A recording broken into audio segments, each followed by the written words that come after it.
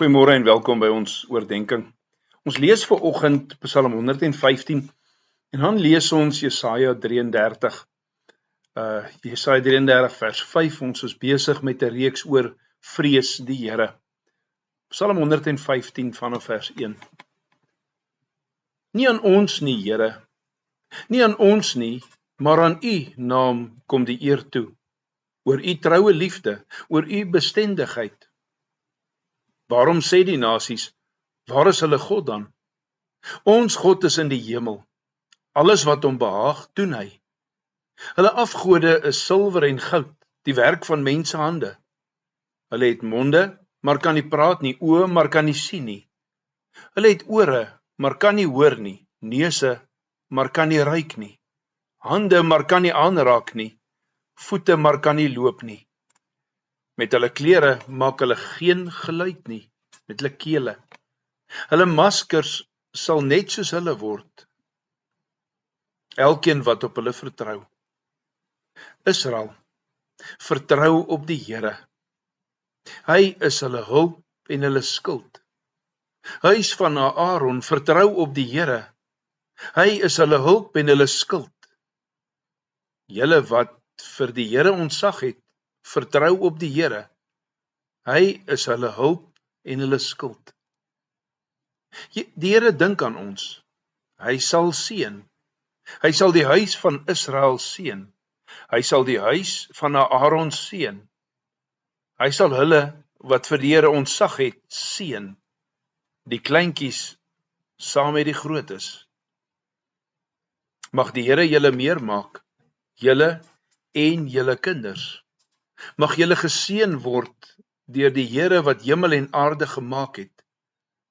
Die hemel is die Here se hemel, maar die aarde het hy vir mense kinders gegee. Die dooies sal die Here nie loof nie, nie enige van hulle wat na die stilte afdaal nie, maar ons sal die Here prys nou en vir altyd. Halleluja. Jesaja 33 vers 5. Die Here is verhewe, ja, hy woon in die hoogte. Hy vul Sion met reg en geregtigheid. Geliefdes, dit is die Here self wat sy majesteit openbaar. 'n wonder wat ons nie kan begryp nie. Verskoon tog, ek sien die kamera's uit fokus uit. Maar hy wil nie werk nie, dan moet ons maar net luister. Dis die Here self wat sy majesteit openbaar. 'n wonder wat ons nie kan begryp nie. Psalm 115 vers 3 sê, ons God is in die hemel, alles wat hom behaag, doen hy. Dieselfde verheffing word met betrekking tot Jesus Christus in Hebreërs 1 vers 3 gedoen. Daar staan, hy is die uitstraling van God se heerlikheid en die ewebeeld van sy wese. Hy hou alles in stand deur sy magtige woord en nadat hy die reiniging van sondes bewerk het, het hy gaan sit aan die regterhand van die majesteit in die hoogtes. Weet jy, ongelowiges dink te vergeefs dat God nie teenwoordig is nie. Ongelowiges sê dwaas, waar is hulle God? Wanneer Jesaja profeteer, is dit teen die Assiriërs. En miskien het die Assiriërs te vergeefs gedink dat God ver weg, ver en afsydig is ten opsigte van sy skepping en ten opsigte van sy volk. Hulle vernietiging by God se oordeel sal dan bewys lewer van die grootheid van God. Maar weet jy, sy verhewe majesteit hang nie van sy oordeel af nie. Nee, die Here is verhewe want hy woon in die hoogte. Hy is die een wat op die troon sit. En tog is God ook baie naby. Ek wil sê, tog is God ook op hande. Want daar staan, hy vul Sion, sy teenwoordigheid is by sy mense, en sy teenwoordigheid by sy mense is persoonlik en kragtig. En nie meer so as toe Jesus Christus onder ons gewoon het nie. Ja, Jesus Christus het homself niks gemaak nie. Jesus Christus het die gedaante van 'n diensknegt aangeneem en in die gelykenis van mense is hy gebore. En omdat hy in menslike gedaante gevind is, het hy homself verneder deur gehoorsaam te word tot die dood. Ja, die dood aan die kruis, sê Paulus aan die Filippense. In Jesus Christus, in jou en my verlosser, is die Here verhewe. En is hy die teenwoordigste by ons in reg en geregtigheid. Kom ons loof die Here wat in die hoogte verhef is en dank die Here dat hy Jesus Christus gestuur het om onder ons te woon. Waarom? Om onder ons te woon vir ons verlossing, vir ons redding en vir ons troos. Kom ons sluit ons oë. Onse Vader wat in die hemel is, Here, vanoggend kom loof ons U wat in die hoogte woon. U wat heers oor alle dinge, U wat troon in die hemel. Hoog verhewe is U. Maar ons loof en ons dankie ook, Here, dat U Seun Jesus Christus gestuur het. Jesus, dat U bereid was om na hierdie aarde te kom, om onder ons te woon, en om vir U kinders redding en vertroosting te gee. Dankie dat ons vandag daarin kan leef, dat ons vandag kan leef in die seën van U Seun. In sy naam alleen bid ons dit. Amen. Kom ons sing saam Psalm 20, al 5 die verse.